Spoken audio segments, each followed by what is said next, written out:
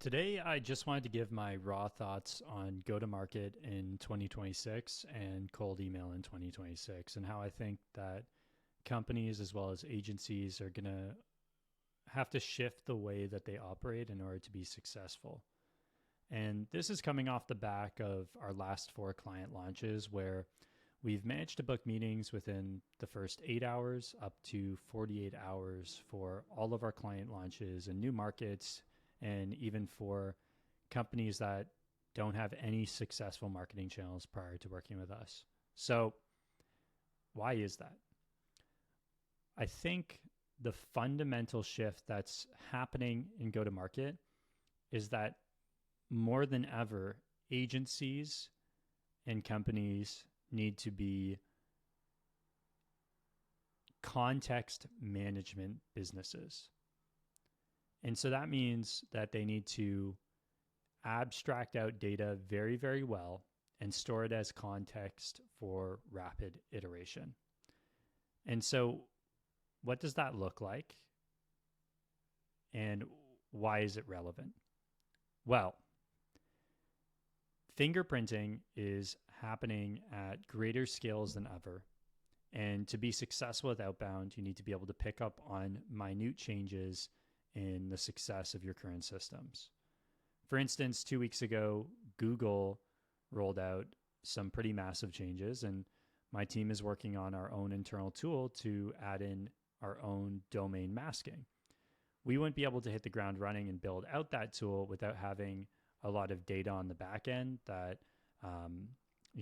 directs our Claude code instances to go out and build things and make spec plans, etc. In essence, we wouldn't be able to move at speed without this type of context management. And shout out to Jacob Dietl, because I think he saw this coming at the start of 2025, not at the start of 2026. So what is it enabling us to do, this context management? Well, picture all of your clients' sales calls or all of your business's sales calls going directly into a neat little folder. And that folder is stored as an MD file, and then abstracted out all of the pain points, all of the objections, all of the competitors that they mention to inform both new research as well as more copywriting for you to then test and iterate on. There's a few reasons this is important. Number one, it lets you tap into all of your copy context, all of your winning campaigns if you hook up your sequencer to Claude Code, and all of the feedback those campaigns are getting. This creates a flywheel that happens almost autonomously. There's no, I have to remember to grab this thing. I have to go, copy, paste, copy, paste, copy, paste. I have to reinvent the wheel every time I open a new context window inside of ChatGPT or Claude, my preference. Instead, everything's immediately accessible on a per client basis. And what this allows me to do is overcome things rapidly like fingerprinting. It lets me rapidly deploy new copy to losing campaigns based on winning campaigns. It lets me facilitate the exact research I want and need based on what is being said on sales calls. For instance, if someone says that inkhead dryouts are an issue, you can immediately surface that and say, if we don't have knowledge, if it's a net new objection or if it's a net new pain point, deploy, the Gina MCP to read web pages at a scale of, 100 Google searches minimum in order to identify why from Reddit, why from, various forums, why from social posts, why from industry reports, McKinsey, etc. This is such a big problem. And all of a sudden you immediately surface that for the average facility, this could be a $2 million a year issue. And that becomes a new part of your copy in minutes, not weeks. I'm blown away by this. Like I almost can't express how exciting this is. And at times scary as well, because I think if you don't keep up, you will be left behind. The pace of iteration that this enables my agency to do is nothing short of stunning. We had a client go live yesterday and book a meeting within the first 8 hours. New industry, testing a ridiculous number of copy angles. And to write all of that copy, all of those initial angles, it took me 30 minutes. 30 minutes across 7 campaigns, each with 4 different split test variants. And one variant booked a meeting and another variant produced an engaged lead, and we've only sent 500 emails. We can then take that data that we get back at the start of next week, pull it, and figure out new split tests against those winners based on very programmatic things, call to actions, beefing up the amount of variation to deliver better to Outlook and avoid fingerprinting, you name it. And this doesn't have to be things we think about. This just has to be commands that we run inside Claude Code. This just has to be based on our analytic reports. This just has to be based on what we're seeing be successful. And say some of those campaigns and some of those market segments or some of those situations that we target aren't bang on, right?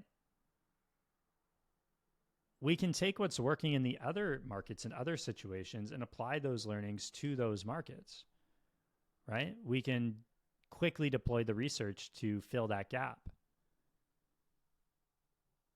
And so what this means is that you're no longer bottlenecked by quantity or quality.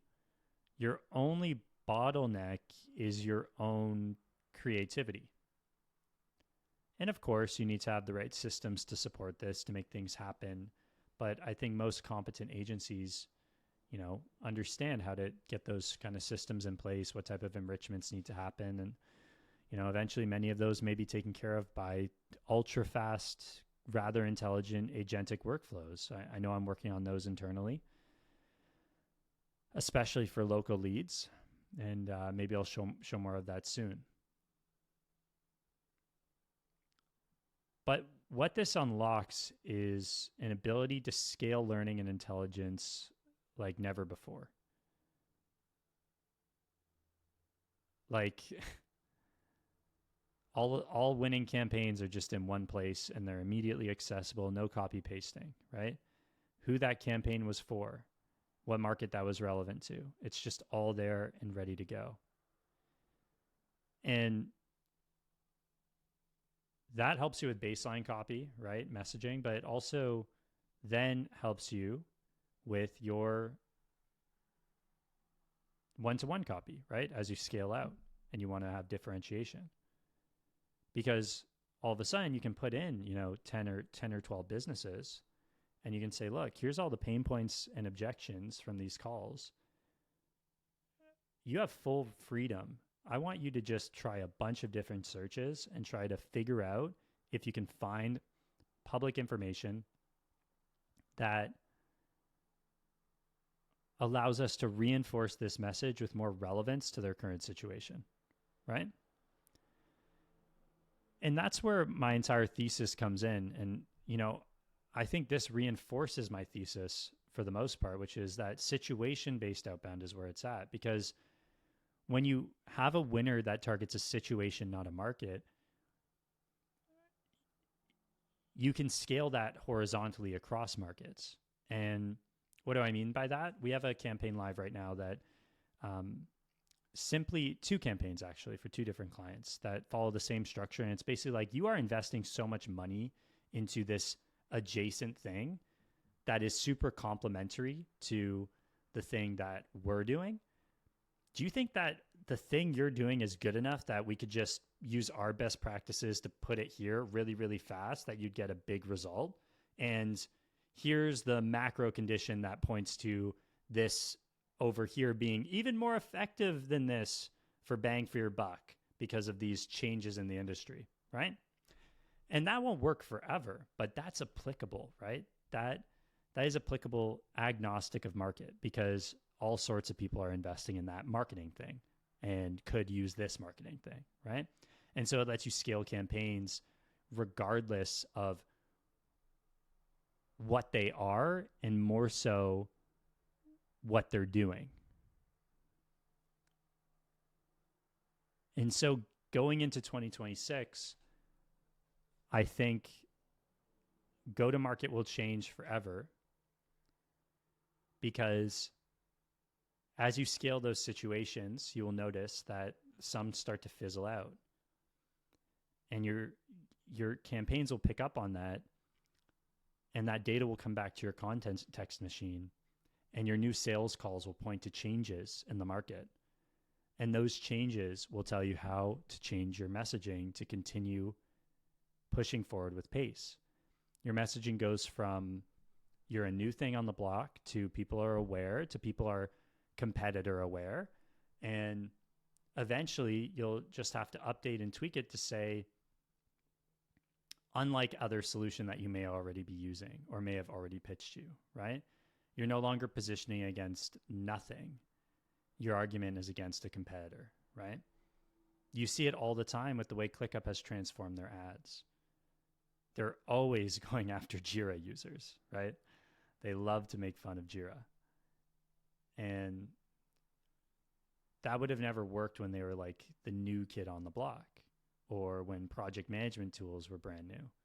These comparison style advertisements are only effective when there is comparison, because everything is held in comparison. It's either held into comparison to what they're currently doing and the challenges that creates, the old way versus the new way, or it's held in comparison to another person pitching the new way, right? Or it's held into comparison to why the newest way actually isn't the best way, right? As the market gets even more mature, right? And then you might try to prey on things like, Lindy effect to a degree, right? And, that could be a main reason why I don't switch from Claude, right? I think like even if something new comes out, I think the friction of switching is impossible to overcome, right? And that's where you see companies start to introduce things like you can switch. We'll handle the switchover, right? We'll make sure we integrate and hook up, and you just push all your information over. ClickUp did that to Asana, actually, where if you had Asana projects, it would just pull everything over, and boom, all of that friction of switching is gone. They diagnosed that. They heard that in a sales call. But how long did it take them to take action? Without something like Claude Code to handle all that context, probably way too slow. How much did they leave on the table? So to wrap up, go to market in 2026. I think if you are at the paradigm, if you are SOTA of go to market, state of the art is the most popular term these days, it seems, then you need to be extracting this context at scale, and you need to focus way, way more on raw messaging, because tricks of the trade, simple personalizations in many markets are going to work less and less and less. And now it's going to be about how hard you can cut through the noise with your offer, but not only your offer, how your offer points to extremely meaningful moments in their day-to-day, right? Or how convincing the argument you build around your offer is to your offer being a very, very quick pathway to success. Circle back to that argument I was making about them investing in a place and there being a complementary place to use that investment to enhance it, right? That's a way more compelling offer than do the thing. Do the thing for free. Do the thing with guarantee. Do the thing and I'll pay you. Do the thing and vacation to Europe at my, uncle's vineyard, right?